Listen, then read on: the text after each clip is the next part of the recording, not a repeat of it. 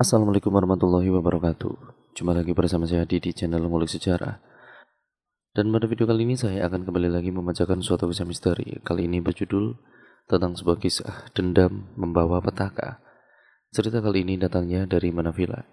Nantinya kalian juga bisa mengunjungi thread beliau secara langsung. Yuk, daripada kita lama-lama, daripada kita penasaran bagaimana kisahnya, mari kita langsung saja menuju ke ceritanya. Perhatikan baik-baik karena ceritanya akan segera saya mulai.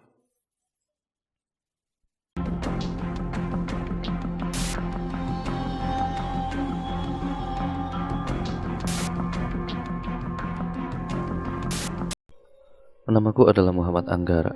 Aku sering dipanggil dengan sebutan Angga.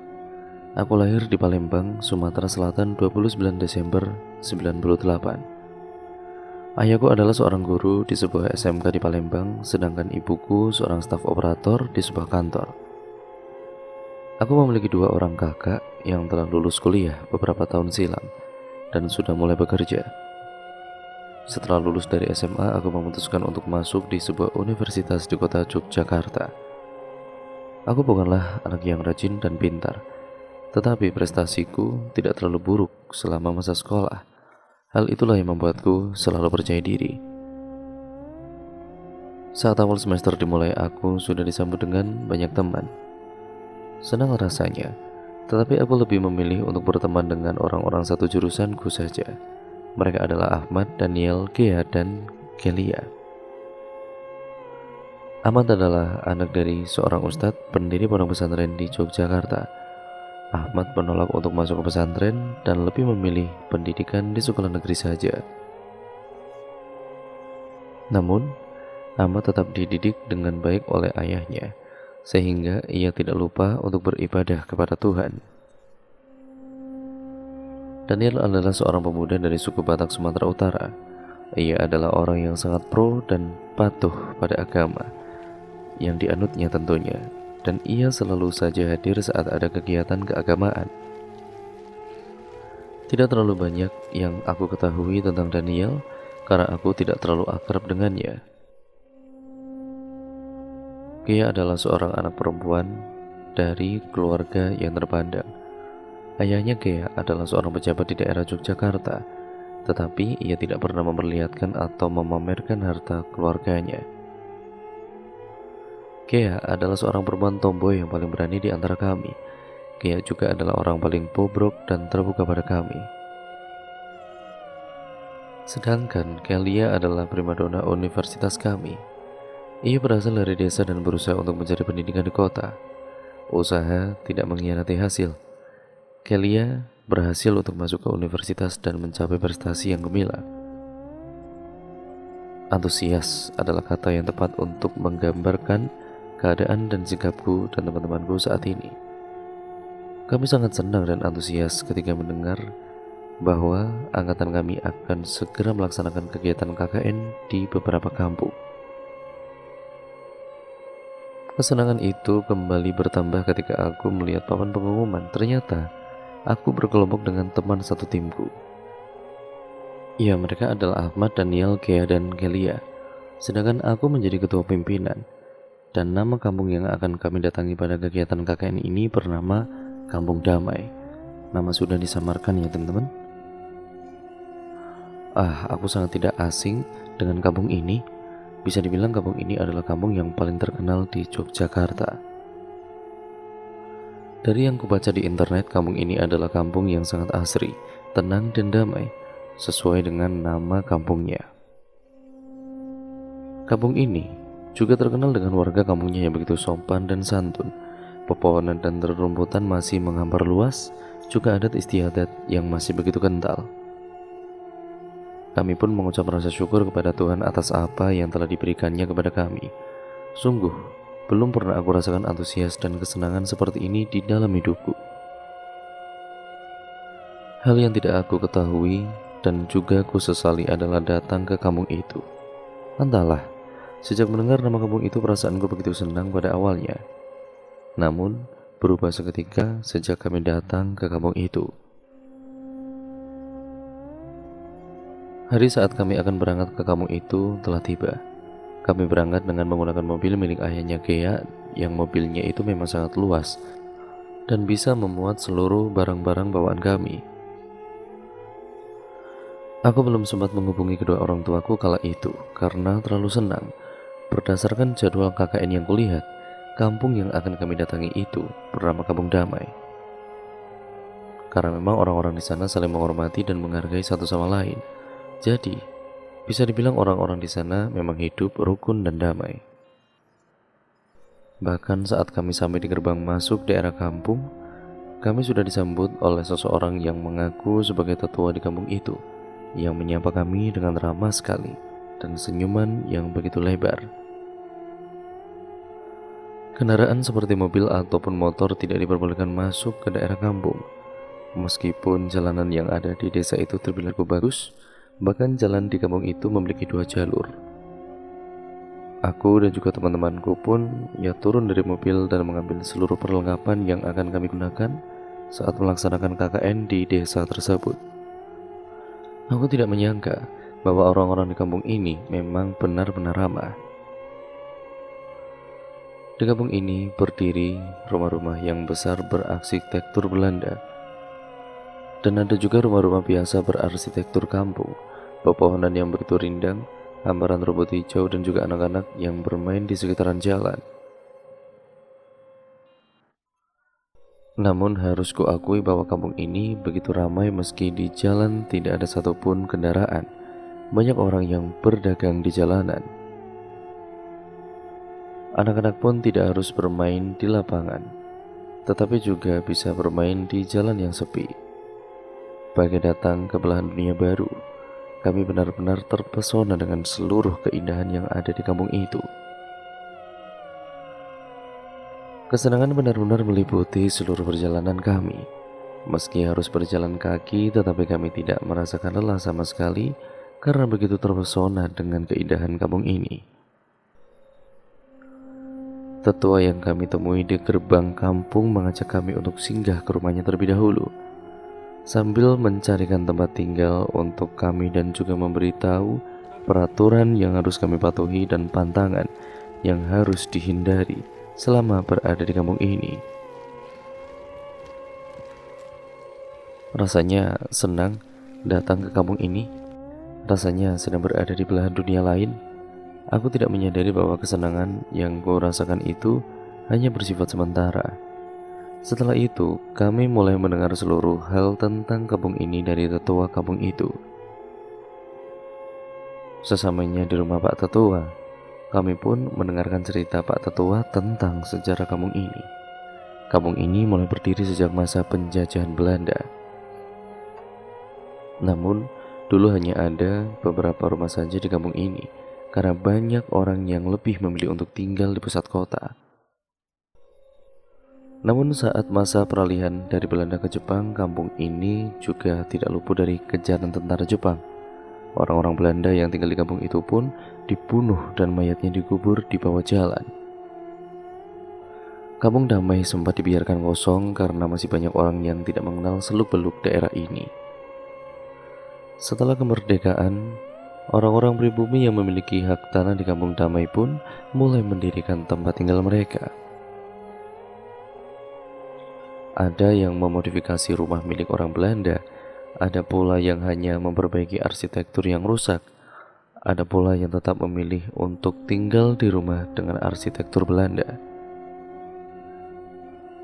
Dan ada pula yang hanya mendirikan gubuk kecil sebagai tempat tinggal karena kekurangan biaya untuk membangun rumah.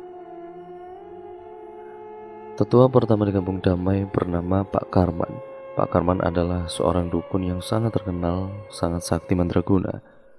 Setelah itu, Pak Tetua lanjut menceritakan tentang sosok Pak Karman yang sering dipanggil dengan Kang Karman. Kang Karman adalah sosok tokoh kunci yang paling penting dalam perjalanan cerita kampung ini. Konon katanya beliau telah tinggal di kampung itu semenjak orang Belanda tinggal di daerah itu. Kang Karman bisa dibilang adalah orang yang fisiknya sehat dan kuat. Meski sudah lansia, tetapi dia masih sangat kuat dan sehat untuk orang yang seusianya.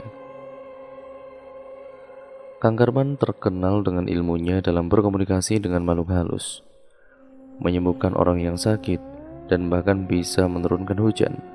Sehingga Kang Karman bisa dibilang adalah orang yang begitu dihormati di Kampung Damai. Namun, meski ia memiliki banyak harta, Kang Karman lebih memilih untuk hidup sederhana dan hartanya disumbangkan kepada orang yang membutuhkan, serta disalurkan untuk pembangunan kampung. Kang Karman pun semakin dihormati oleh seluruh warga di kampung itu. Kang Karman adalah orang yang begitu baik. Meski hidup bergelimang harta, Kang Karman tetap lebih mementingkan warga dan kampung daripada dirinya sendiri. Sebut Pak Tua. Setelah menceritakan tentang sosok Kang Karman, tetua itu pun turut menceritakan sosok lain yang bernama Darman. Darman adalah keponakan Kang Karman yang ditinggalkan oleh kedua orang tuanya sejak ia lahir. Kang Karman pada akhirnya mengurus Darman hingga ia berumur 8 tahun. Sejak umur 9 tahun, Darman sudah hidup mandiri meski ia memiliki banyak kekurangan. Tetapi, ia adalah orang yang paling pantang menyerah. Tidak terasa tahun demi tahun telah berlalu. Darman sudah berusia 18 tahun dan ia menikahi seseorang perempuan bernama Sunija. Mereka memiliki 2 orang anak yang bernama Irna dan Dion. Hidup mereka pada awalnya bisa dibilang mapan karena Darman diterima bekerja di sebuah perusahaan di kota. Namun, Darman akhirnya dipecat dari perusahaan dan dipenjara selama beberapa bulan setelah ia dituduh mengkorupsi uang perusahaan. Setelah mendekam di penjara selama beberapa bulan, Darman hanya bisa pulang ke kampung dengan kecewa. Darman tidak menyangka bahwa karirnya akan berhenti secepat itu. Darman yang pantang menyerah sesamanya di desa. Ia kemudian mulai berjalan untuk bertani di kampung. Akan tetapi, tentu saja hasil dari bekerja di perusahaan dengan hasil dari bekerja di ladang sangatlah berbeda. Tabungan mereka mulai terkuras sedikit demi sedikit hingga mereka jatuh miskin. Bahkan Darman tidak lagi mampu membayar pajak sehingga rumah milik Darman dan keluarganya pun disita. Hidup dalam kesengsaraan, mereka pun memutuskan untuk pergi ke ladang dan membangun sebuah gubuk kecil sebagai tempat tinggal.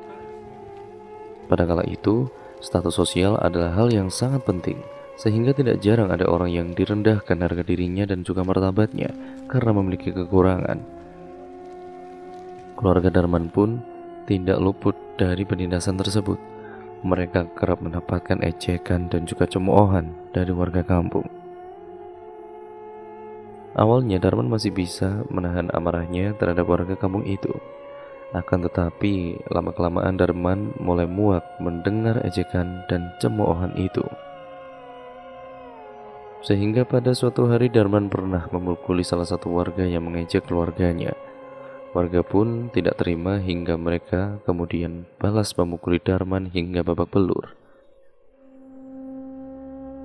Kemarahan Darman kembali memuncak ketika mendapati istrinya Sunija dilecehkan oleh warga desa itu. Namun sayangnya Darman hanya bisa mengajak Sunija pulang dalam keadaan malu karena ia tidak bisa melakukan banyak hal kala itu. Darman pun mulai menaruh rasa dendam pada para warga di kampung itu.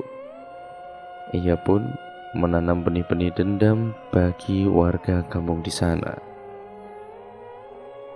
Kesabaranku telah habis. Kalian keterlaluan telah mempermalukan istriku dan keluargaku. Aku akan bersumpah atas nama Tuhan, aku akan membalaskan dendamku. Tunggu saja pembalasanku. Warga kampung pun kemudian menertawai Darman dan juga menganggap bahwa kata-kata itu hanyalah angin lalu. Darman kembali memupuk dendam dan berusaha agar dendam tersebut berbuah dan bisa ia lampiaskan dengan cara disantap. Buah dendam bukanlah sesuatu yang bisa diremehkan. Konon Darman adalah penemu dari buah dendam itu sendiri. Rasa dendamlah yang menjadi pupuk bagi benih-benih itu untuk tumbuh. Dendam yang dipupuk oleh Darman benar-benar mulai tumbuh. Darman mulai bisa melihat buah dari dendam tersebut yang masih berukuran kecil. Suatu hari Darman pergi ke hutan untuk menemui pamannya Kang Karman. untuk menuntut balas atas apa yang terjadi pada dirinya dan keluarganya. Darman berkata bahwa ia hendak membunuh para warga di kampung itu agar mereka mendapat pelajaran. Tetapi Kang Karman menolak mentah-mentah permintaan Darman sembari berkata, "Darman, kamu harus tahu bahwa seluruh perbuatan pasti ada dampaknya. Menurutmu sendiri, apakah kamu siap untuk menerima dampak dari perbuatanmu ini?" Dan terdiam sejenak, dan Kang Karman menimpali kata-katanya tadi. "Aku juga tidak bersedia untuk membantumu, Darman.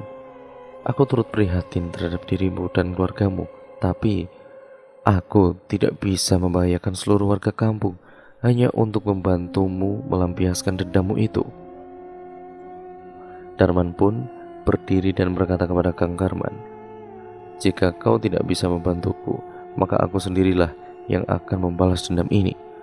Tunggu saja dan kau akan segera melihat pembalasanku." Darman pergi dengan marah dan membanting pintu gubuk Kang Karman dengan keras. Kang Karman hanya bisa mengelus dadanya sembari berkata, "Darman, dendam tidak akan menyelesaikan apapun. Dendam tidak hanya akan melukai orang lain, tetapi juga akan melukai dirimu sendiri." Semenjak hari itu, Darman tidak pernah pulang kampung lagi ataupun ke rumahnya. Warga kampung justru mengatakan bahwa Darman itu kabur bersama perempuan lain ke kota. Dan ada pula yang mengatakan bahwa Darman sudah bunuh diri dengan cara melompat ke jurang yang ada di hutan larangan. Tidak ada yang tahu kemana menghilangnya Darman. Bagai hilang di telan bumi, Darman tidak pernah menampakkan batang hidungnya ke kampung itu lagi. Sunija dan juga anak-anaknya pun hanya bisa menangis dan mengelus dada atas kepergian Kang Darman. Ya, tidak ada orang kampung yang sudi mencari Darman tentunya. Mereka malah semakin sering mengejek dan juga mencemooh Sunija dan anak-anak.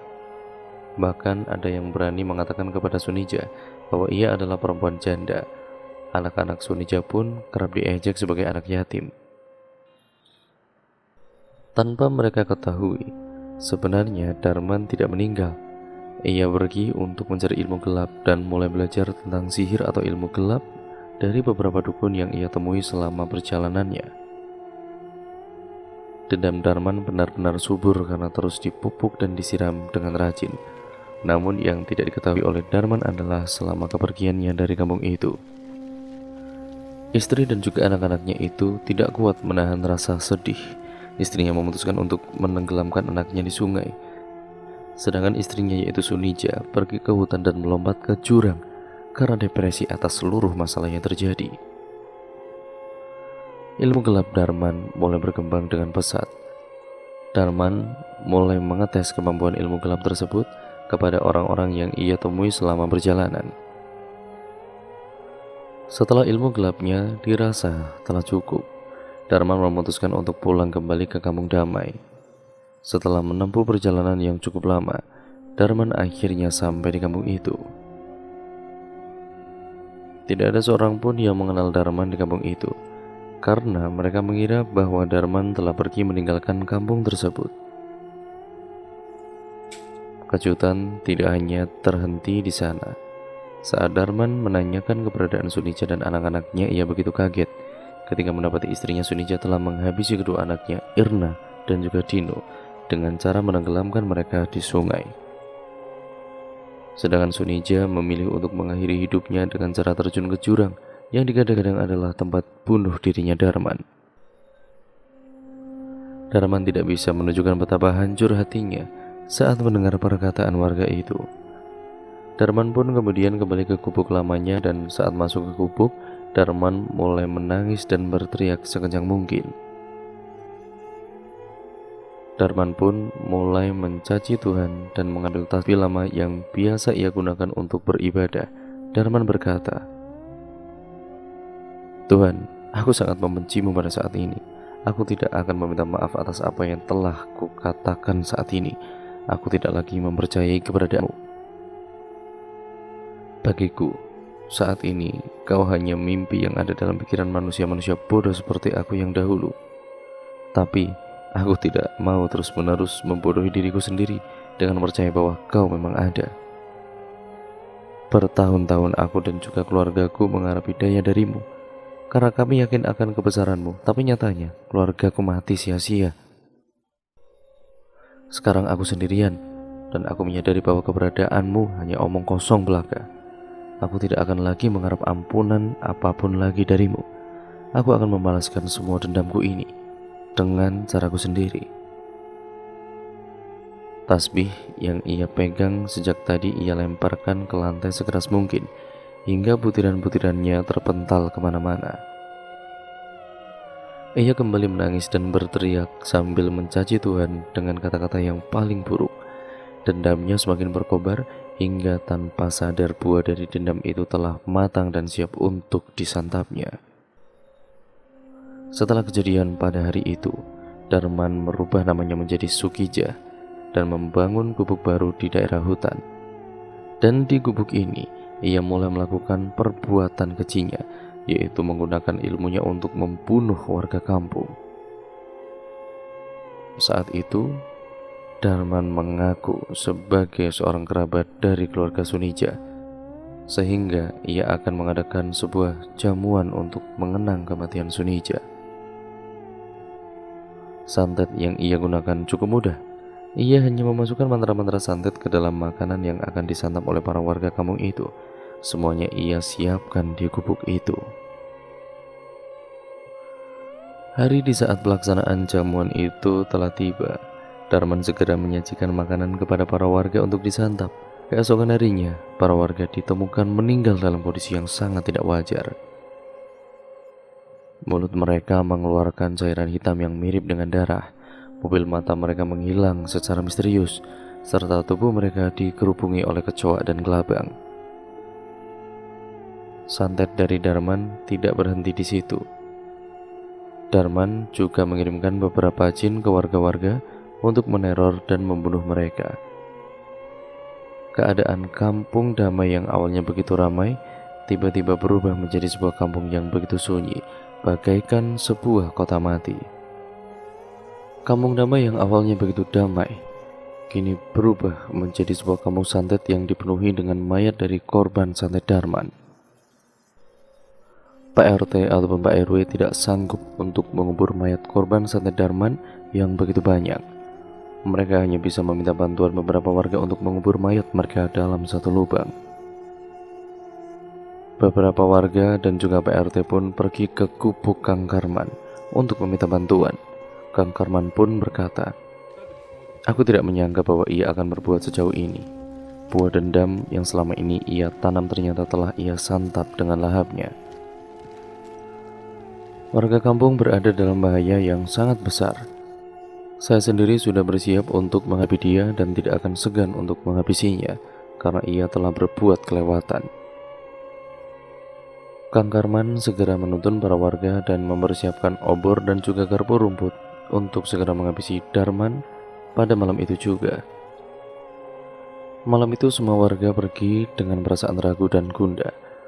Mereka mengikuti arahan Kang Karman dan pergi menuju pedalaman hutan. Tebakan Kang Karman ini memang benar. Ada sebuah gubuk kecil di hutan itu, gubuk yang digunakan oleh Darman untuk melaksanakan seluruh perbuatan sesatnya. Sesamanya di gubuk tersebut, warga mulai berteriak kepada Darman agar keluar dari gubuk itu. Namun, tidak ada tanda-tanda siapapun di dalam gubuk itu. Salah satu warga pun melemparkan obor ke gubuk itu, diikuti dengan warga lainnya. Gubuk itu pun terbakar hangus sedikit demi sedikit hingga tidak tersisa. Tetapi warga tidak menemukan tulang belulang Darman di dalam gubuk itu. Ternyata Darman sudah melarikan diri dari gubuk itu sebelum warga menyerbu dan membakar gubuk tersebut. Hal ini pun diketahui oleh Karman dan ia pun berusaha mencari keberadaan Darman. Setelah beberapa hari pencarian, Darman akhirnya ditemukan di sebuah pedalaman hutan. Ia pun ditangkap dan juga diadili di balai kampung tersebut. Ia pun dieksekusi dengan menyayat tubuh Darman dan menghantamkan kepala Darman ke dinding hingga kepalanya pecah. Hingga pada akhirnya, Darman mati dalam keadaan yang cukup mengenaskan. Banyak warga bergidik ngeri atas kejadian tersebut, tetapi juga banyak orang yang bersorak-sorai setelahnya. Setelah beberapa tahun kematian Darman, Karman pun mengembuskan napas terakhirnya karena usianya yang sudah terlalu tua. Hari penghakiman, hari di mana Darman diadili atas perbuatannya. Harus aku akui, aku cukup sedih atas kejadian yang menimpa keluarga Darman karena akibat ajakan dan cemoohan dari warga kampung itu yang membunuh anak dan istrinya. Tetapi, di sisi lain, aku juga tidak terima atas pembunuhan santet yang ia lakukan itu, karena ia telah menghabisi banyak orang hanya untuk melampiaskan dendamnya saja. Pak Tetua pun kemudian berpesan di akhir cerita itu, dendam tidak hanya akan menghancurkan orang lain, tetapi juga akan menghancurkan dirimu sendiri. Pak Tetua bercerita sangat lama sekali, hingga membuat kami sangat mengantuk. Ya bagaimana tidak, saat kami baru sampai ke rumahnya pun kami harus mendengarkan dia bercerita selama hampir 2 jam lebih. Bahkan jam dinding di rumahnya sudah menunjukkan pukul 5 sore. Tetapi aku tidak terlalu mempermasalahkan hal ini, karena aku memang adalah anak yang suka mendengarkan cerita. Setelah bercerita, Pak Tetua ini mengatakan bahwa kami diperbolehkan untuk tinggal beberapa hari di rumahnya karena ia belum sempat mencarikan rumah singgah untuk kami. Aku dan juga teman-teman pun tidak masalah dengan hal ini, yang setidaknya kami ini punya tempat untuk beristirahat malam ini.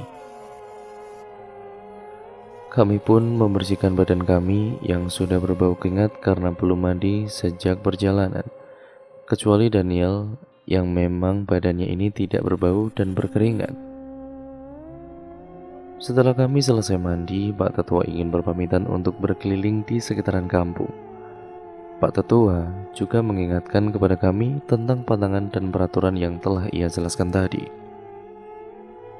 Kami pun mengangguk paham apa yang dikatakan oleh Pak Tetua. Tidak terasa azan maghrib sudah berkumandang, aku segera memanggil teman-temanku yang lain. Tetapi saat aku hendak memanggil mereka dari dalam kamar, ternyata mereka sudah tertidur.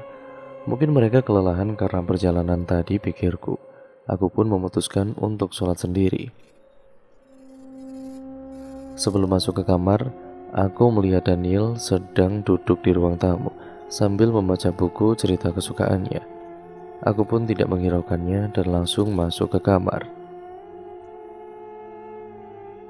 Saat sholat, aku mendapati sebuah keanehan. Aku sempat mendengar seseorang seperti sedang menjadi makmum di belakangku. Aku berpikir bahwa itu adalah Kia dan Kelia. Tentunya aku tidak pernah berpikir negatif pada suatu hal, sehingga aku mengedepankan pikiran positifku. Namun, ya saat aku hendak mengucap salam, tiba-tiba makmum yang ada di belakangku sudah pergi. Aku berpikir lagi, mungkin Kea atau Kelia yang tadi menjadi makmumku sudah terlalu mengantuk, sehingga mereka langsung bergegas masuk ke kamar untuk melanjutkan istirahat. Padahal, jika aku ingat kembali, tidak ada bunyi pintu terbuka selama aku sholat. Tetapi, aku tetap berusaha berpikir positif atas hal itu. Keanehan tidak berhenti sampai di situ saja. Semuanya masih berlanjut. Hingga kejadian yang menimpa salah satu temanku, yaitu Daniel. Saat keluar dari kamar, aku mendapati Daniel sudah tidak duduk di kursi ruang tamu. Aku pun tidak menghiraukan hal itu, ya mungkin karena Daniel sudah mengantuk, makanya ia segera beristirahat. Ya dia tentunya beristirahat di kamar bersama yang lainnya, atau ia sedang pergi ke WC untuk buang air. Aku pun pergi keluar untuk menghirup udara segar sembari menunggu Pak Tetua pulang. Suasana malam di sini cukup sunyi, meski ada keramaian di pasar, tetap saja rasanya sangat sepi sekali. Bahkan tidak ada suara satu hewan kecil pun di sini, baik burung ataupun jangkrik. Meski suasananya sepi dan juga sunyi, namun tidak mencekam ataupun seram. Tiba-tiba saja aku rasakan hasratku untuk pipis. Padahal, jika dipikir-pikir, Sebelum mengambil wudhu, aku sudah membuang hajatku. Tetapi, karena tidak bisa menahan, akhirnya aku kembali masuk ke rumah dan bergegas pergi ke WC. Saat membuka pintu WC, aku melihat Daniel sedang memegang sesuatu. Lantai WC yang semula berwarna putih menjadi merah karena ulah Daniel. Belum sempat aku bertanya, tiba-tiba Daniel memalingkan wajahnya ke arahku. Dan, astaga, aku tidak percaya dengan yang sedang kulihat saat ini. Daniel tengah memegang sebuah benang berwarna putih dan sebuah jarum. Ia sedang menjahit bibirnya sendiri. Benang dan juga lantai yang semula berwarna putih menjadi merah. Ya karena darah yang terus mengucur dari bibir Daniel. Ia memperlihatkan sorot mata yang begitu menyedihkan. Seakan meminta tolong, belum sempat aku berteriak, Daniel sudah pingsan dan kepalanya membentur lantai cukup keras. Aku pun segera berteriak dan juga dengan panik berlari ke arah kamar. Aku pun, ia membangunkan Ahmad dan juga yang lainnya. Bersamaan dengan itu tiba-tiba Pak Tetua datang. Namun reaksi mereka membuatku lebih terkejut daripada hal yang menimpa Daniel. Pak Tetua tampak biasa saja atas hal ini. Begitu pula dengan teman-temanku yang lainnya. Aku sebenarnya sedikit geram dan kesal atas hal ini, tetapi aku tidak punya banyak waktu karena jika terus dibiarkan, nyawa Daniel bisa melayang. Aku pun berusaha untuk menelepon rumah sakit, tetapi nihil karena tidak ada sinyal di kampung ini. Aku juga tidak berpikir atas peraturan kampung ini yang tidak memperbolehkan kendaraan masuk. Pak Tetua pun berkata bahwa usahaku sia-sia. Daniel tidak akan selamat. Benar saja, setelah pingsan cukup lama, Daniel tiba-tiba terbangun dan kejang-kejang. Mulut Daniel yang belum terjahit tiba-tiba berbisik pelan, "Pergi dari kampung ini." Setelah itu Daniel pun mengembuskan napas terakhirnya. Aku tidak sempat memikirkan kata-kata yang ia bisikan. Aku lebih memikirkan tentang apa yang harus kulakukan pada mayat Daniel. Jika harus menelepon ambulan, HP-ku tidak menerima sinyal, dan ambulan mereka sudah pasti tidak boleh masuk. Aku begitu kebingungan. Namun Pak Tetua berkata, "Mayat temanmu akan dikuburkan di sini." Entah mengapa aku seakan menurut pada Pak Tetua. Seharian itu, aku hanya melamun saat kematian Daniel. Aku masih bisa membayangkan wajah Daniel yang lututnya dipenuhi darah, dan benang putih yang berubah menjadi merah karena darah yang mengucur dari bibir Daniel itu. Aku merasa seakan diriku ini dihipnotis, pikiranku terblokir, dan semuanya tidak bisa berjalan sesuai dengan keinginanku. Daniel yang menganut ajaran Kristen malah dimakamkan dengan tata cara Islam. Entah dampak buruk apa yang akan ditimbulkan. Aku berharap Daniel bisa pulang dengan tenang. Beberapa hari setelah kematian Daniel, kami sempat memutuskan untuk beristirahat dan belum menjalankan proker KKN. Kami juga sedang menunggu janji Pak Tetua yang akan mencarikan rumah singgah untuk kami. Aku dan juga teman-temanku sebenarnya tidak terlalu mempermasalahkan akan tinggal di mana. Tetapi, kami mulai tidak betah tinggal di rumah Pak Tetua yang begitu mencekam pasca kematian Daniel itu. Aku juga sebenarnya merasa tidak enak dengan Pak Tetua yang memperbolehkan kami untuk tinggal di rumahnya. Selama beberapa malam, aku merasa bahwa Daniel masih berada di rumah ini, dan aku rasa akulah yang paling terpukul atas kematiannya. Teman-temanku yang lain tampak acuh tidak acuh terhadap kematian. Sebenarnya, aku bisa saja melaporkan kematian Daniel kepada pihak yang berwajib agar mereka bisa mencari tahu lebih lanjut tentang penyebab kematian Daniel. Namun, aku seakan tidak peduli dengan hal itu, akan terus menuruti perkataan Pak Tetua pada hari kematian Daniel. Aku pun tidak bisa berbuat banyak karena sinyal di internet yang tidak memadai. Lalu peraturan dari kampung ini yang menyatakan bahwa tidak ada kendaraan yang boleh masuk ke kampung ini juga membuat tidak banyak pilihan. Semakin dari pikiranku, semakin membaik. Daniel tidak lagi sering muncul dalam pikiranku. Aku juga sudah mulai bisa beraktivitas lagi, seperti biasanya tentunya. Dan pagi ini, Pak Tetua mengatakan kepadaku, dan juga teman-teman, bahwa ia telah menemukan rumah singgah yang cocok untuk kami tinggali.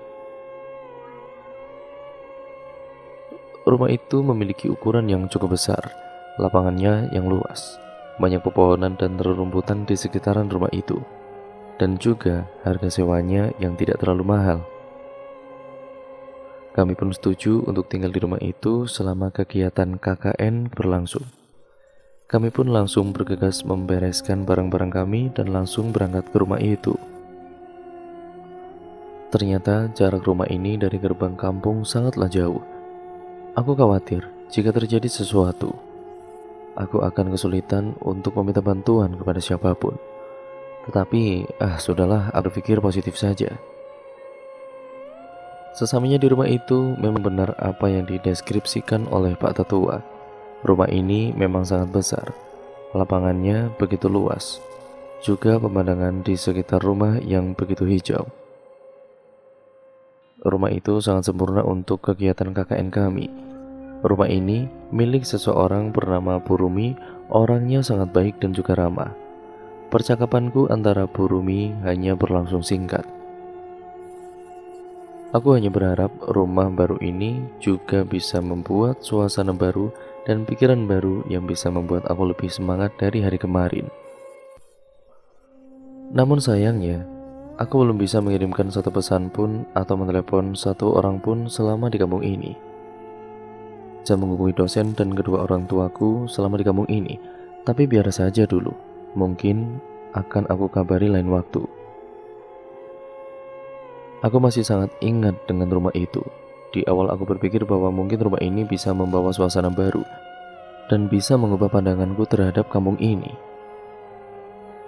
Tapi nyatanya kepindahanku dan juga temanku dari rumah Pak Tetua ternyata adalah awal bagi seluruh teror mencekam kampung ini. Sudah beberapa hari ini kami tinggal di rumah baru di kampung ini. Lega rasanya karena tidak tinggal di rumah Pak Tetua yang begitu menyeramkan dan mengingatkanku pada kematian Daniel. Aku dan juga teman-temanku beristirahat selama beberapa hari di rumah baru sembari membiasakan diri di rumah itu, sekaligus juga untuk mengumpulkan energi untuk mulai melaksanakan kegiatanku. Sayang sekali, sejak datang ke kampung ini tidak ada satu pesan pun yang terkirim ke orang tua, dosen, dan orang yang ku kirimi pesan. Karena meskipun di tempat ini sudah ada aliran listrik, tetapi sinyal internet sangat terbatas di sini. Besok kami akan segera melaksanakan kegiatan KKN dan berdasarkan hasil diskusiku bersama Ahmad, Kea, dan Kelia, kami akan pergi ke pasar untuk menganalisa dagangan para warga di kampung ini. Aku hanya berharap kegiatan bisa berjalan lancar sebagaimana mestinya. Pagi ini setelah sarapan kami akan bersiap untuk pergi ke daerah pasar kampung ini, tempat pertama yang akan kami kunjungi untuk kegiatan KKN ini. Ya, seperti yang kubilang malam hari tadi, aku hanya berharap kegiatan ini berjalan lancar, karena aku khawatir kegiatan ini akan sulit terselesaikan jika aku dan juga teman-temanku terus mengulur waktu. Siang harinya kami telah tiba di pasar itu. Aku berniat untuk membagi anggotaku dalam bentuk tim. Tetapi saat aku melihat kondisi pasar yang lumayan ramai, aku memutuskan untuk menyuruh teman-temanku secara individu saja untuk mencatat dagangan yang ada. Ahmad, Kea, dan juga Kelia pun menganggukkan kepala tanda setuju dengan pendapatku. Aku baru mencatat beberapa hal di pasar ini. Ya, aku rasa jenis sayuran di sini masih begitu hijau dan segar. Aku juga membeli beberapa untuk dimasak oleh Kea. Sedangkan jenis protein hewani seperti ayam, ikan, dan sebagainya juga tidak kalah segar seperti sayurannya. Tetapi karena uang yang kupakai harus dihemat, aku memutuskan untuk tidak membeli terlalu banyak daging, Tidak lama kemudian suara teriakan Ahmad sayup-sayup terdengar. Ahmad seperti sedang memanggilku. Aku melambaikan tangan seraya menyaut teriakannya. Ahmad tampak tergopoh-gopoh berlari ke arahku. Sambil menarik nafas perlahan, Ahmad berkata, "Gak tolongin si Kia tuh, dia lagi dikepung orang-orang." Mendengar penuturan Ahmad, tanpa berbasa-basi, aku dan juga Ahmad langsung berlari menuju tempat di mana Kia berada. Sesamanya di sana, aku sedang melihat Kia berbicara dengan bahasa yang sedikit kasar. "Dasar pengemis, gak tahu diri, udah miskin maksa minta duit lagi. Lagian gua juga gak punya receh buat ngasih lu."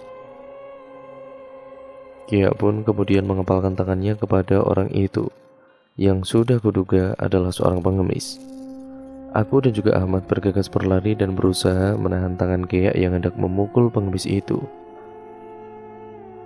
Belum sempat mengatakan kata maaf, tiba-tiba pengemis itu pun melotot sembari berkata, "Nak, aku emang pengemis dan juga orang miskin. Cuman aku juga punya jati diri dan juga harga diri. Dan memang tidak bisa membalasmu. Tapi Tuhan akan membalasmu. Mungkin karma buruk sing paling apik kanggo kamu saat ini." Pengemis itu pun pergi dengan ekspresi datar.